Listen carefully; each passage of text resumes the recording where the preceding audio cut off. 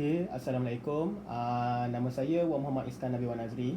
Okey, hari ini saya ingin menemu saudara Fahmi tentang bagaimana pelibatan saudara Fahmi dalam program nilai semasa di sekolah. Okey, terlebih dahulu soalan pertama saya adalah bolehkah Encik Fahmi perkenalkan diri serta cerita sedikit latar belakang? Maksudnya daripada nama, belajar mana sekarang dan juga masa sekolah dulu. Bismillahirrahmanirrahim. Assalamualaikum warahmatullahi taala wabarakatuh. Jadi nama saya Wan Muhammad Fahmi dan sekarang ini saya berumur 20 tahun. Saya mendapat pendidikan awal di Sekolah Kebangsaan Tengku Mahmud II. Kemudian saya melanjutkan pelajaran di Sekolah Menengah Kebangsaan Tengku Mahmud II dan disitulah bermulanya perjalanan saya sebagai seorang tokoh nilam. Selesai peperiksaan sijil pelajaran Malaysia SPM, saya melanjutkan pengajian di College Marakulim. Di sana saya mendapat asasi dalam sains. Kemudian saya melanjutkan pengajian saya dalam bidang ijazah pergigian di Universiti Sains Malaysia Kubang Krian. Okey. Kita pergi kepada soalan kedua. Bolehkah saudara Fahmi cerita sedikit sejak bilakah muncul minat membaca buku ni dan pada kebiasaannya setiap tahun ke atau untuk program nilai ni berapa banyakkah buku yang diperlukan untuk melayakkan diri untuk menyertai program nilai? Okey, minat membaca saya ini telah mula muncul dalam diri saya sejak umur 4 tahun. Itu yang ibu saya ceritakan kepada saya.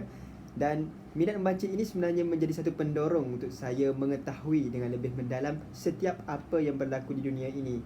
Kerana apabila saya membaca, itu menimbulkan semangat ingin tahu dalam diri saya. Jadi berkaitan program nilam ini, saya sebenarnya telah menceburi program nilam ini sejak daripada bangku sekolah rendah lagi.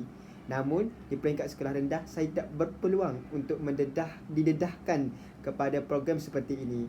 Namun di sekolah menengah, peluang itu menjadi lebih cerah dan saya berpeluang untuk menjadi seorang tokoh nilam negeri Terengganu. Mungkin berkaitan dengan soalan tuan sebentar tadi tentang nilam, berapakah buah buku yang perlu dibaca? Ianya bergantung kepada peringkat yang kita sertai. Sebagai contoh, untuk menjadi seorang tokoh dalam daerah, seorang pelajar itu perlu membaca sekurang-kurangnya 250 buah buku.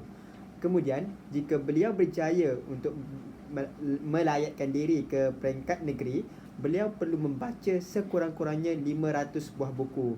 Dan di peringkat kebangsaan, seorang pelajar itu wajib mempunyai sekurang-kurangnya 1000 buah buku dalam catatan harian mereka. Okey. Seterusnya kita pergi kepada soalan yang ketiga. Saudara kan berjaya mewakili daerah Besut untuk ke peringkat negeri Terengganu bagi aktiviti nilam ini.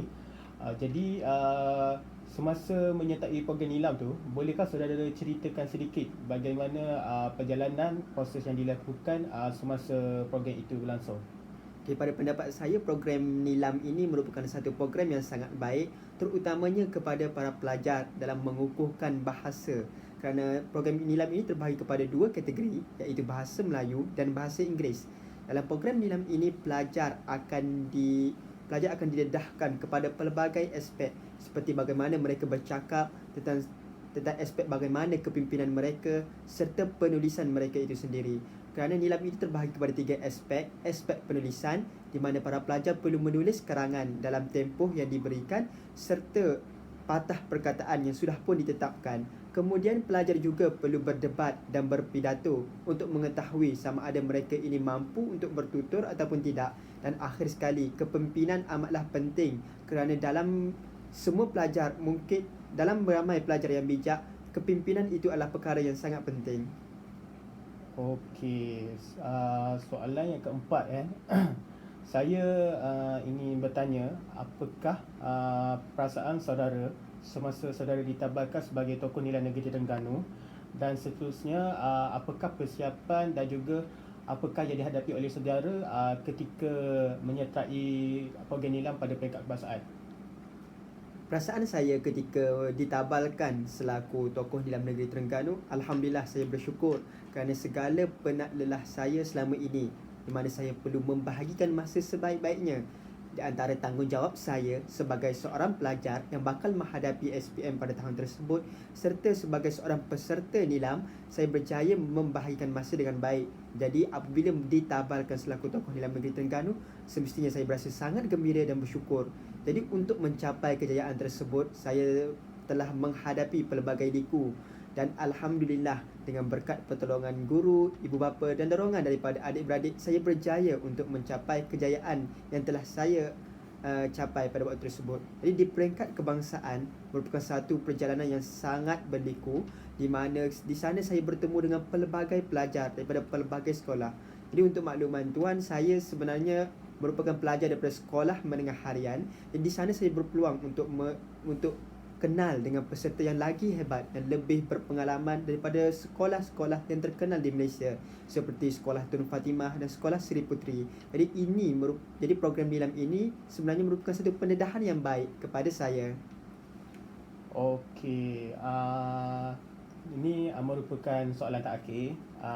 Saya ingin bertanya kepada saudara, apakah harapan saudara tentang program nilam ini, dan pada pendapat saudara, apakah yang perkara yang perlu ditambah baik untuk program nilam ini, sama ada di peringkat sekolah, daerah, negeri sehingga ke peringkat kebangsaan?